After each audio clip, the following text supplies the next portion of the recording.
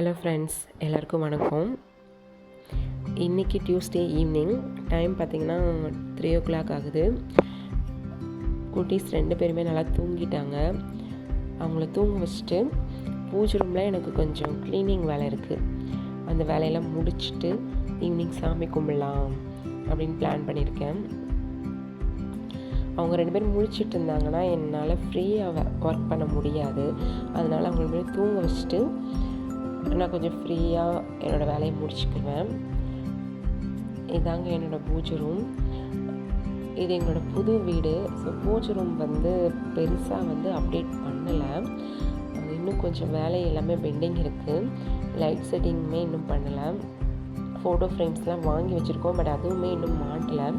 Light setting வந்ததுக்கப்புறம் அதெல்லாம் மாட்டிக்கலாம் அப்படின்னு ஸ்டாப் பண்ணி வச்சுருக்கோம். ஸோ இருக்கிற ஃப்ரேம்ஸ்லாம் வச்சு நான் பூஜை பண்ணிகிட்ருக்கேன்.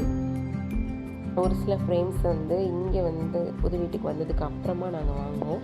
மற்றது எல்லாமே நான் பழைய வீட்டிலையே யூஸ் பண்ணது தான். எனக்கு ரொம்ப ரொம்ப பிடிச்சது தான். அதை என்றைக்குமே நான் பத்திரமா வச்சிட்ருப்பேன். பூஜை ரூமில் சின்னதாக ஒரு கோலம் போட்டு விளக்கேற்றி சாமி கும்பிட்டோம்னா அது ஒரு மாதிரி பாசிட்டிவ் வைப்ரேஷன் மாதிரி எனக்கு ஃபீல் ஆகும். நான் எப்போவுமே அந்த மாதிரி தான் பண்ணுவேன். நீங்கள் எந்த மாதிரி உங்கள் பூஜை ரூமில் பூஜை பண்ணுவீங்க அப்படின்னு என்கிட்ட ஷேர் பண்ணுங்கள், நானும் தெரிஞ்சுக்கிறேன். அப்புறம் என்னோடய பூஜை ரூமில் எந்த மாதிரி சேஞ்சஸ் பண்ணால் நல்லாயிருக்கும் அப்படின்னு எனக்கு நீங்கள் ஐடியாஸ் இருந்தாலும் சொல்லுங்கள். எனக்கு பிடிச்சிருந்தால் கண்டிப்பாக நான் அதை ஃபாலோ பண்ணுறேன், அப்டேட் பண்ணுறேன். இப்போ ஈவினிங் டைம் ஆயிடுச்சு. சாமி ஃபோட்டோஸ் எல்லாத்துக்குமே பூவெல்லாம் வச்சாச்சு.